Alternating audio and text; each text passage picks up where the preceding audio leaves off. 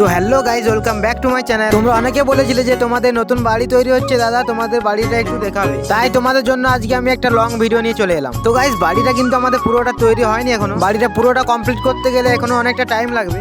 আর আমি কিন্তু বাড়িটা নিয়ে ভিডিও দিতে পারছি না, তবুও তোমরা খুব জোর করেছিলে, তার জন্য আজকে আমি ভিডিও নিয়ে চলে এলাম। আমিও তো কাজের মধ্যে থাকছি, তাই বাড়ি নিয়ে ভিডিও বানাতে পারছি না। তো গাইস, আমাদের বাড়িটা কিন্তু দুটো রুম করেছি, আর এখানে কিন্তু আমাদের ছাদটা কমপ্লিট করতে পারিনি। আর কিছুদিনের মধ্যে কিন্তু আমাদের ছাদটা কমপ্লিট হয়ে যাবে। কিন্তু গাইস, বাড়িটা তৈরি করার জন্য এখন মিস্ত্রি পাওয়া যাচ্ছে না। আর হ্যাঁ, আমাদের বাড়ির সামনে কিন্তু অনেক কিছু লাগানো আছে, তো চলো তোমাদের দেখাই কি কি লাগানো আছে। আর হ্যাঁ গাইস, ভিডিওটা কিন্তু তোমরা সবাই শেষ পর্যন্ত দেখবে। ভিডিওটা স্কিপ করলে কিন্তু তোমাদের অনেক কিছু মিস হয়ে যাবে।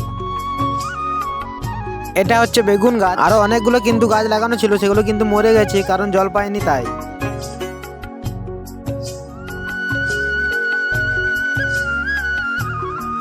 আবার এদিকে রয়েছে টমেটো গাছ। টমেটো গাছও কিন্তু অনেকগুলো ছিল, জল পায়নি বলে তাই সব ফুটে গেছে। আর এখানে দুটি আনারস গাছ আছে।